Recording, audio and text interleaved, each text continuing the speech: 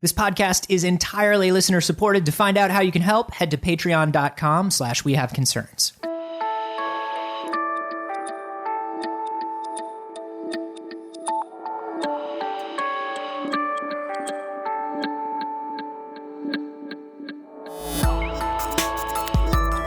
I don't know how to deal with that. Well, I think I'm one of the last RSS holdouts too, just because I like having everything as it was published in order, and that may just come from the fact that I've had like reporting and producing jobs, so I need to know what came out in what order, and I need to keep up with everything. And I don't like when I go to a site and it's like, here are the 5 things that we think you need to read right now, and it's like, well, fuck you. What's the most recent thing you published? Do you have anything new? Yeah. Can I see what's new? Can I just look in the order in which it came out, please? I don't know. Yeah, that bothers me.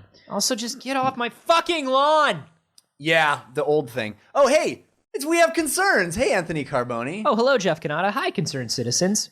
We got an interesting article sent into us by a fellow named Tom by sending it to wehaveconcernshow@gmail.com. This is really interesting to me. This is a Scientific American article, an interview, actually, with this woman named Catherine Conley.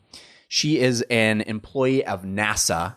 And her job title, her official job title, and BT Dubs, the only person on the planet with this particular job title, is Planetary Protection Officer. Space Police! Space Police. Oh! Not what you might think. She's not protecting us from other planets. No. She's not waiting for the aliens to invade and then shooting them with space pistols. Although I think that would be an awesome job, and I'm available for it. Sure. What she is actually is more like Star Trek's Prime Directive. She's a protector of other planets from us. This is the person who keeps us from landing on other planets and contaminating them. Right, and ruining the data that we want to mine from them. Yeah. Her job is to make sure we don't fuck it all up. Which, we have a history of fucking it all up. Oh, yeah. We're fantastic at that. That's basically what we do. Yeah. Is we're like, oh, look at this beautiful, serene patch of land. 3 weeks later, it's like, dude, didn't you just get here? Yeah, I shat all over that, though. Oh, okay. Also, that's where I eat. Do you have any plans to clean it? Clean it? No. What are you going to do to return it to a beautiful, serene... Look over there. Oh, a new place. Whole new big giant patch of land. I call dibs. I'm shitting on it. I mean, that's pretty much how it works with humans. We don't give a shit most of the time, especially when it's giant, undiscovered, new, pristine places that we just landed on. Yeah. So they have this woman at NASA. Or our backyards or the ocean or our neighborhoods or whatever. But this is very much the Prime Directive in Star Trek, if you're familiar with that. It's we will not affect or by inaction, whatever that, you probably know that. Yeah, either through action or inaction, we will not, blah, blah. Yeah, I have the ring of... Stars, in brightest day. In darkest night, yeah. It's one of those. Guardians of the Galaxy. 7 years ago. And... something like that. The Aristocrats. This is not an easy job because we are not self-contained. Yeah. Nothing on this planet is a self-contained unit. We look at ourselves and we see ourselves as a clean and hygienic and sterile thing, and we're covered in these microbes. Right. Always, at all times. And we'll bring them with us wherever we go. Wherever we go. There is stuff everywhere around. The Earth is a living thing down to the microscopic level, and even setting foot in a sterile spacesuit on some other planet could potentially introduce something that's not necessarily going to destroy the planet. I don't need to go all fucking speculative sci-fi on you and say that, although we could. Right. But at the very least... it's kind of hard to ruin a giant dusty ball of rock. But this is the thing. What do you mean by ruin? Right. Because there was a lot of times during the Mars rovers when they were like, oh, we think we found something. Oh, but we also think maybe we brought it from Earth? Yeah. Like on the rover. Yeah. The rover oh my God, life! No, I just stepped in some life. That is actually just a little bit of guac. Because what happened, and I am going to apologize for this. As we were loading the rover. Yeah.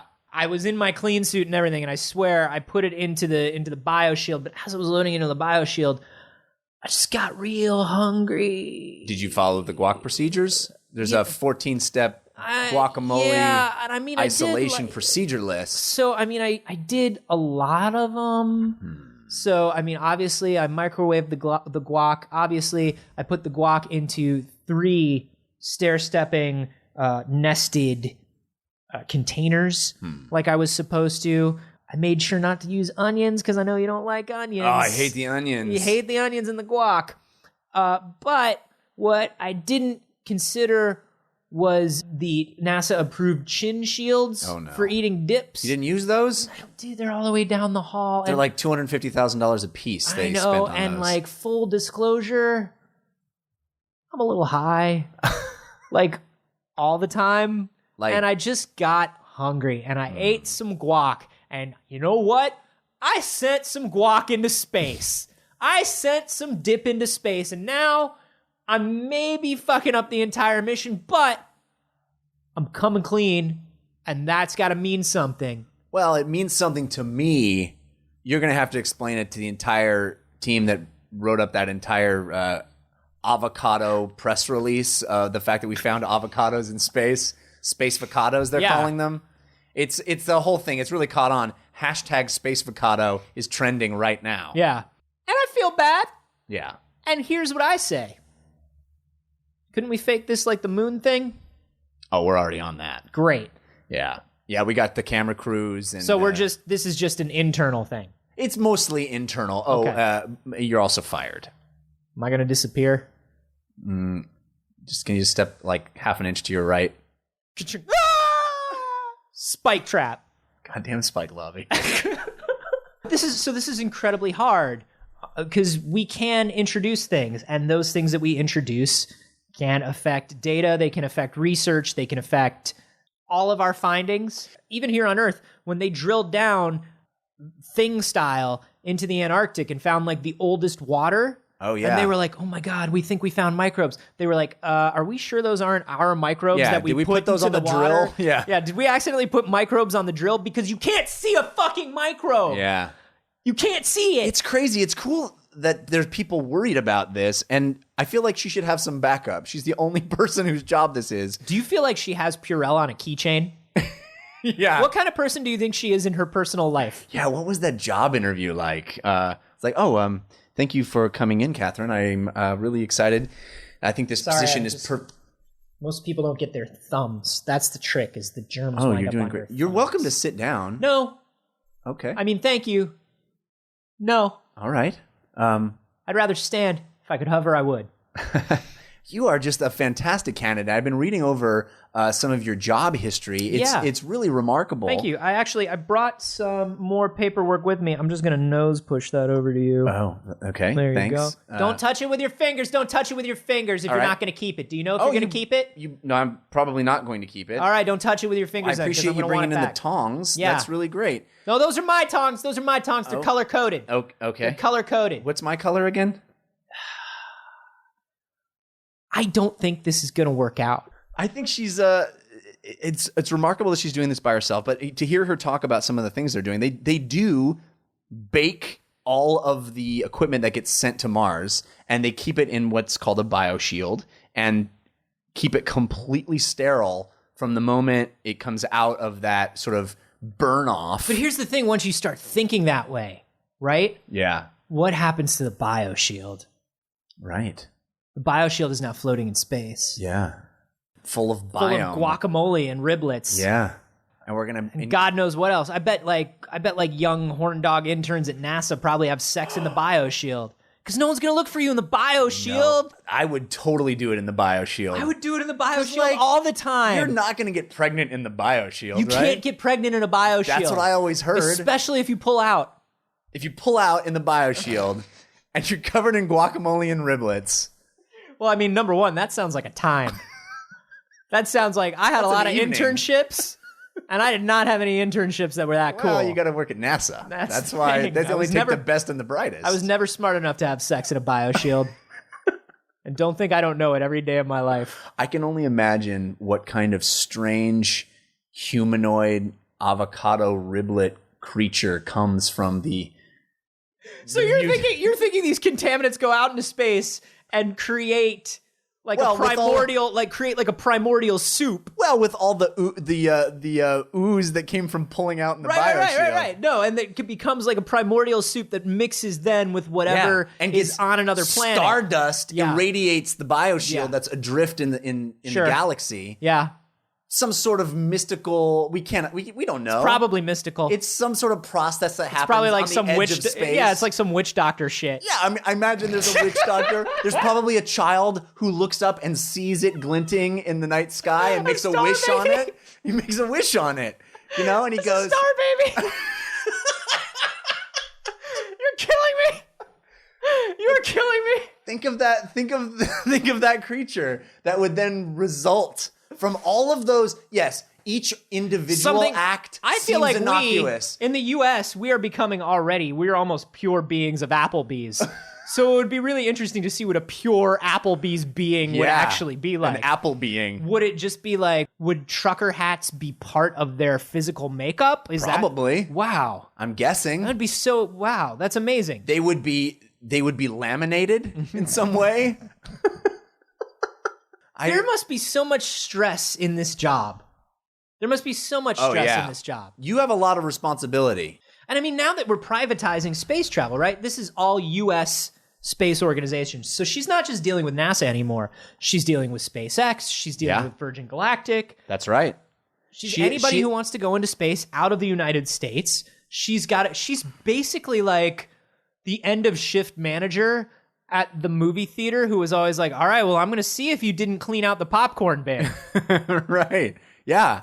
I'm gonna find out if you had sex in the bioshield. I'm gonna find out. Like, if you did not sweep the aisles, tell me right now. I'll give you 5 minutes to sweep the aisles. If you did not properly irradiate your landing gear, just tell me. Yeah. Because I'll know. You can lie now. Oh, no, dude, I'm telling you, we totally did it. No. Listen. Really? This is the story you want to stick with? I just got to get out of here because, like, I got my girlfriend's waiting, and I'm supposed to take her to the thing. I'm gonna be in so much trouble. So if I walk outside right now and I swear. get in the car and I drive the 200 meters out to the launch pad, dude, and I get out of the car and I take a cursory glance at the landing gear. Did you look at the sign sheet? Every 20 minutes I went and checked. All right. Just like I'm supposed to. And I did the whole checklist. I replaced all of the paper towels in the space capsule. Right. I mopped all of the ceramic tiles. Hand soap? Did you get the hand soap? I got the hand soap. I irradiated the whole thing. Okay. Twice. I irradiated twice, Janet, I swear. All right. If you're saying you did it and you put your initials on the little line. I put the initials on the line, I swear. All right. Hand to God. I really have to get out of here, I swear. Because we had an issue last month. I stayed late yesterday. You know I stay late. Let me just leave. I appreciate it. I just gotta leave tonight, and I swear everything's done. All right. Well, last month we had to throw out all of those findings. I know. I'm so sorry. But like, I told you what was happening is like, I was getting these texts from my mom, and it was like real crazy. But I swear, I took care of the whole thing. All right. I'm just gonna go. I'm gonna go. Is that cool? You go, I gotta go. I have one more question. Just real quick. Yeah. There's been some speculation that these avocado riblet creatures bear a striking resemblance to you and your girlfriend. Is this racial? Are you saying that we all look alike? Is this racial? Did any of your semen get to space? I don't know, man. There's a lot of semen in me, and there's a lot of space out there. That's not what a not guilty person says. Who knows? A not guilty person says no. Do you know how much semen I've made? Do you know how much semen I'm gonna make? Do you know how vast the universe is? Did any of your semen make it to space? That's dumb. That's dumb. That's like that is entrapment, Janet. That is entrapment, and I've been a good employee. I have been such a good employee. I swept everything. I emptied out all the trash. Who knows what semen gets where in space? See, that's not what an innocent person says. An innocent person says no. This is racial. This is racial. Have you asked everybody else here today this? Have you asked everybody else here today if their semen's in space? Well, did you ask Tommy, yo, Tommy, any of your semen in space? Dog, who even knows? That's what I'm saying. Wait a minute. That's what I said. How many of you had sex in the BioShield? No, nobody's saying anything about having sex. No, I didn't know. I don't know anything about sex. No, nobody's saying anything about sex in the BioShield. We're just saying there's a lot of semen in us. There's a lot of space. Literally all there is space. That's all there is. What's on the other side of space? No one knows, because that's all there is, Janet. I'm like 17 years old, man. I'm like 48% semen at this point in my life. And so are the avocado riblet creatures. This is entrapment, Janet. Would you want this job? Privatized space travel. Would you want this job, Anthony Carboni? Would you want this job? I feel like I would be pretty well suited to the job. Your attention to detail. Not my attention to detail. My fear of constantly being contaminated by all things at all times would really benefit me. Yeah. But there are a lot of jobs that you're maybe specifically qualified for that aren't good for you and probably wouldn't be good for your mental health. That's for darn sure. I can't imagine. We screw up at our jobs, and maybe a comedic bit doesn't go very well, or I mispronounce the word. That's comedic. what happens. That's what happens when we do good at our jobs. Yeah. When her job doesn't go well, oops, that planet's data is completely forfeit. Oops, we contaminated a planet that possibly contains life that is incompatible with our microbes. Oh, darn, we accidentally created some sort of space creature that will inevitably destroy us. Whoops, we killed an advanced alien race that could cure all disease except for this one. They had a lot of problems with this one, and we fucked that. Not good. Not good if your job responsibilities include protect the galaxy. I think that's really amazing, though, and I love that there was foresight enough back, with the Viking landers and things like this to actually say, we need to be sure of this. Yeah. To think to that level of like, look, we cannot contaminate the rest of space. Can't do it because we'll ruin everything. Do you think she wants to change her job title to Guardian of the Galaxy? Because I would. That's literally her job.